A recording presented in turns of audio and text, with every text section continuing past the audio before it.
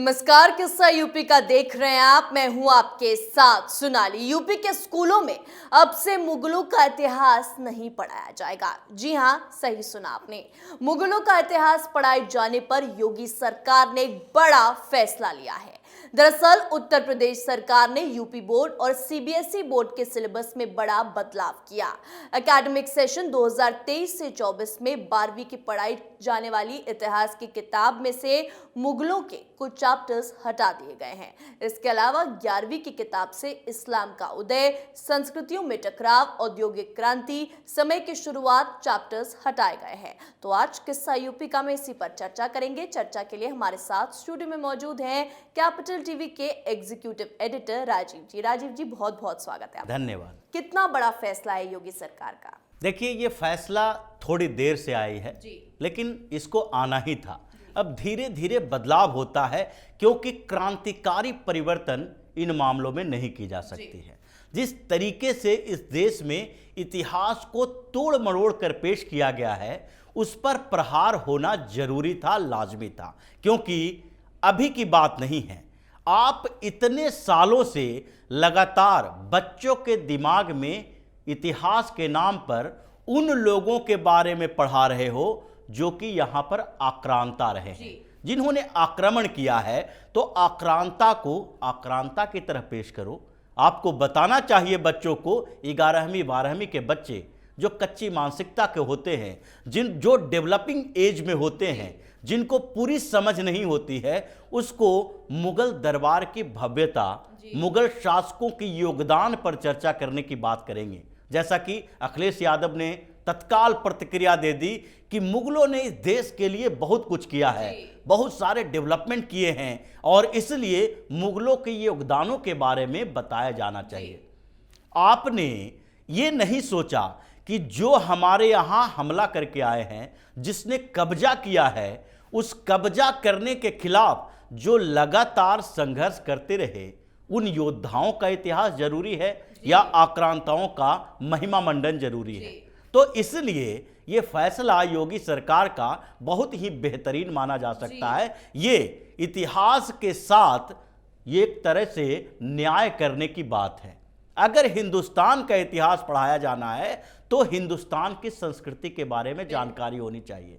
इन्हें अकबरनामा, बादशाहनामा पढ़ाने की जरूरत नहीं है। अकबर द ग्रेट पढ़ाया। ये जो किताबों में जो अकबरनामा जैसी किताबों के बारे में पढ़ाई जाती है, बादशाहनामा पढ़ाए जाते हैं, बाबरनामा पढ़ाए जाते हैं, ये सारे की सारी किताबें और उसके बारे में जानकारी, फिर मुगलों ने भारत के लिए क्या किया, इसके बारे में जानकारी के बदले अगर मुगल इतिहास पढ़ाना है तो ये बताएं कि बाबर के समय में किन किन हिंदू योद्धाओं ने संघर्ष किया, मुगल सल्तनत के खिलाफ आंदोलन किया, मुगल सल्तनत को उखाड़ फेंकने की प्रवृत्ति किनके अंदर थी।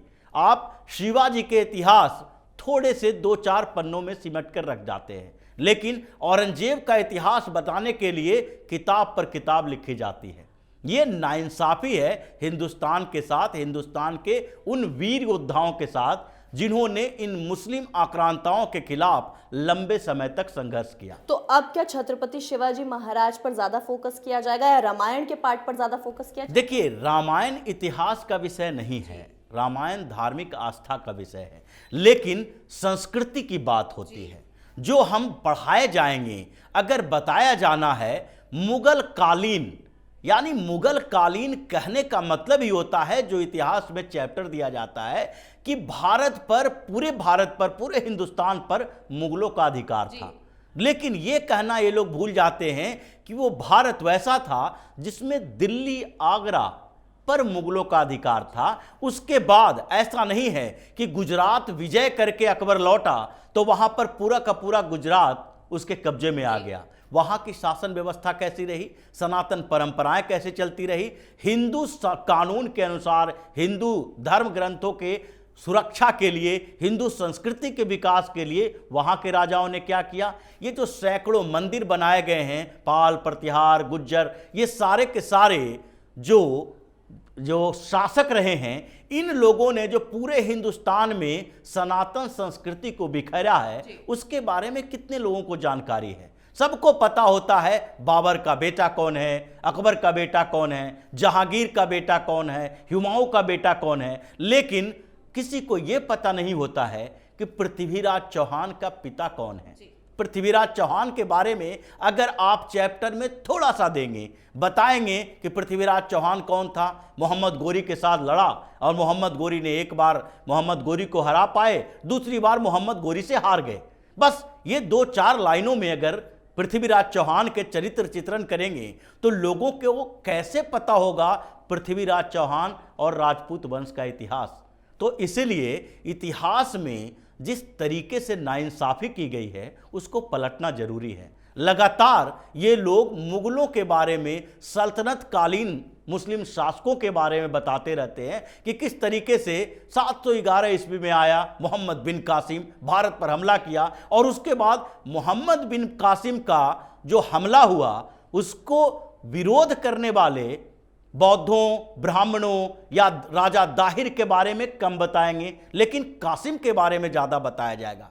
तो इतिहास ने जिस तरीके से लोगों के दिमाग को भ्रमित किया है, हिंदुस्तान में जो ये हिंदू मुस्लिम कल्चर सद्भावना की बात की जाती है वो इतिहास को दबा के ही की जाती है। इन सब्जेक्ट्स में नहीं पढ़ाए जाते हैं कि मुस्लिम जो थे यहाँ पर हमला करने के लिए आए और यहाँ पर जब आए तो उनको क्या लगा कि जिन जगहों से आए हैं, जैसे मुगल की ही बात की जाती है, जिन जगहों से आए वो जगह कैसी है, वहाँ पर संसाधन कैसे थे, वहाँ पर स्थितियाँ क्या थी। जब बाबर यहाँ समरकंद से आया तो उसको क्यों लगा कि हिंदुस्तान में ही बस जाना चाहिए, मोहम्मद बिन तुगलक को क्यों नहीं लगा।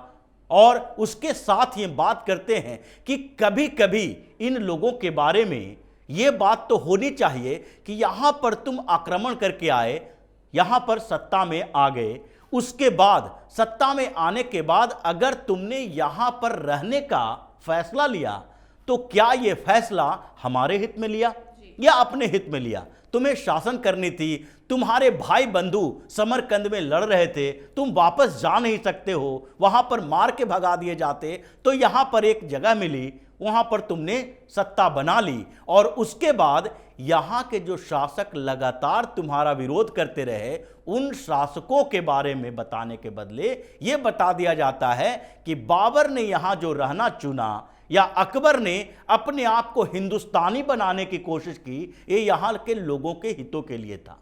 वो जो इतिहास की घटनाएं हैं वो आज तक कनेक्शन उसका यही रहा है। जैसे 1947 की बात करते हैं, अगर 1947 में भारत का विभाजन किया गया, धर्म के आधार पर विभाजन किया गया और उस विभाजन में मुसलमानों ने अपने लिए एक देश की मांग की, वो पाकिस्तान बना। सारे मुस्लिम पाकिस्तान की मांग कर रहे थे, लेकिन जब कुछ मुसलमानों को लगा कि पाकिस्तान जाने में मुश्किलें हैं और उसके साथ कुछ इंटेलेक्चुअल मुसलमानों को लगा कि अगर सारे के सारे हिंदुस्तानी मुसलमान पाकिस्तान चले जाएंगे तो बचा हुआ हिंदुस्तान जो है वो बन जाएगा हिंदुओं का राष्ट्र। इसलिए जरूरी यह है कि एक ऐसे कॉन्स्पिरेसी के तहत यहां रुकने का फैसला किया जाए ताकि यहां पर हिंदू और मुसलमानों का बैलेंस बना रहे।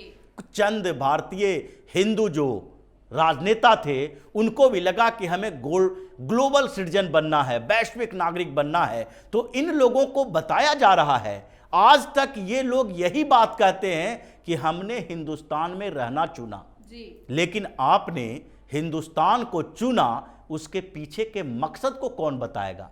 आपने हिंदुस्तान को चुना उससे पहले जब पाकिस्तान के लिए संघर्ष कर रहे थे तो उस समय क्या आपने हिंदुस्तान को चुना था?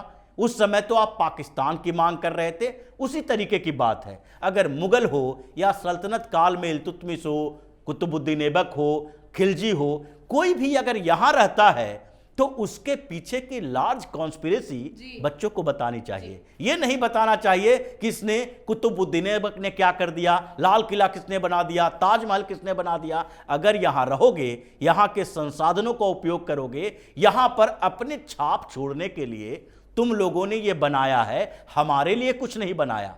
इसीलिए इन लोगों के इतिहास को एक कॉन्स्पिरेसी के तहत बताना चाहिए। ये बताना चाहिए कि इनकी साजिश थी हिंदुस्तान में रुकना और यहां पर शासन करना, इसलिए नहीं कि ये हमारे हितों के सुरक्षित करने के लिए यहां पर रह रहे थे। और अब वही जो महिमा मंडन करने वाले चैप्टर हैं वो चैप्टर हटाए जाएंगे, क्योंकि पाकिस्तान में हिंदू योद्धाओं का इतिहास नहीं बताया जाता। स्वतंत्रता आंदोलन में भी यहां के स्वतंत्रता सेनानियों के बारे में बहुत कम चर्चा होती है और हमारे इतिहास के ग्रंथों में ज्यादातर मुस्लिम इतिहास बताए जाते हैं। लेकिन विपक्ष को इस फैसले से क्या दिक्कत है?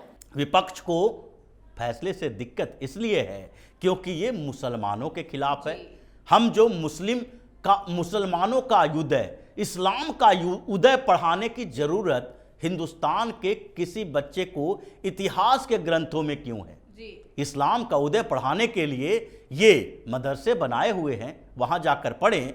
हम हिंदू धर्म का, सनातन धर्म की, सनातन संस्कृति की बात क्यों नहीं करते हैं? अपने इतिहास के ग्रंथों में हम क्यों बात करते हैं इन चीज़ों के लिए कि इस्लाम का कैसे उदय हुआ, अरब में कैसे पनपा और यहाँ तक कैसे पहुँचा? इन चैप्टर्स को निकाला जाना चाहिए और जितने जी नामो निशान हैं इस्लामी जो आक्रांता है उसको तो पूरी तरीके से खत्म किया ही जाना चाहिए। बहुत बहुत धन्यवाद राजीव जी बातचीत के लिए। धन्यवाद। जी हाँ, तो पहले मुगलों की तरफ से रखे गए नाम हटाना और अब मुगलों की हिस्ट्री के कुछ चैप्टर्स हटाना, सीएम योगी ने मुगलों की निशानी ही मिटा दी है। लेकिन हर बार की तरह इस बार भी विपक्ष को योगी सरकार के इस फैसले से दिक्कत है। लेकिन यही तो विपक्ष की रणनीति रही है, सरकार के हर बड़े फैसले पर सरकार को ही नीचा दिखाने की। लेकिन जहां विपक्ष सवाल उठा रहा है, लेकिन अयोध्या के संतों ने इस फैसले का स्वागत किया है। किस्सा यूपी का मैं आज के लिए इतना ही। देखते रहिए कैपिटल टीवी उत्तर प्रदेश। नमस्कार।